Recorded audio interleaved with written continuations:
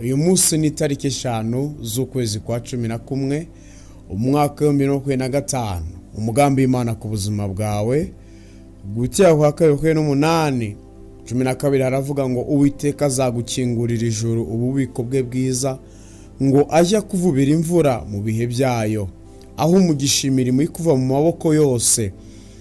Uzaguriza amahanga menshi maze ntuzayaguzaho.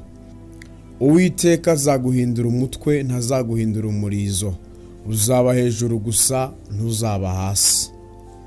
Ugendere muri uyu mugisha, ugendere muri ubu buntu, ugendere muri iki cyubahiro, ugendere muri ubu butsinzi.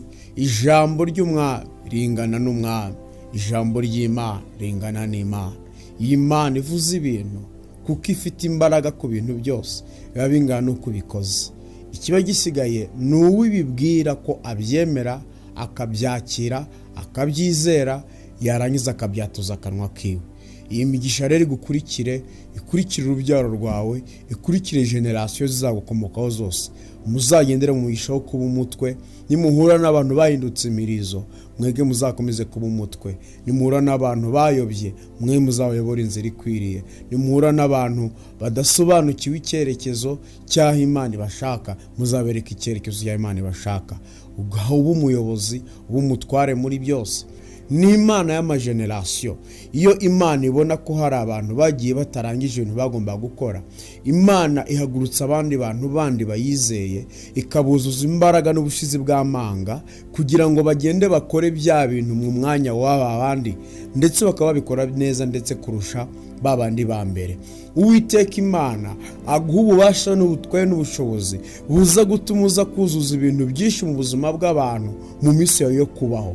Uba igisubizo birenza abantu bawe babugufiya, uba igisubizo ku bantu barenza abuzi n'abukunda n'abatakuzi, ubabera igisubizo kuko iravuga ngo turi umucyo w'isi.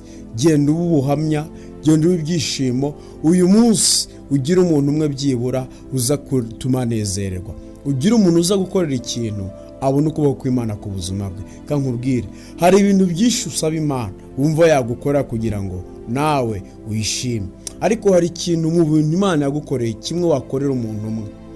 Iyo kintu umukoreye we akakibona nk'ukuboko kw'Imana mu buryo butangaje cyane. Iby'Imana yaguhaye uko uhagaze uyu munsi wa none, ndakwingiza nk'uko ijambo ritubwiye, gira umuntu ubera umutwe, gira umuntu ubera umugisha uyu munsi, gira umuntu ukorera ikintu, gira geste ukora uyu munsi wa none y'ikintu runaka. Ushobora kuba uwo ugikoreye aza kubona ukuboko kw'Imana muri iki kintu ukoze, hanyuma uraba ukinguye undi muryango mwiza yuko nawe hari undi muntu ushobora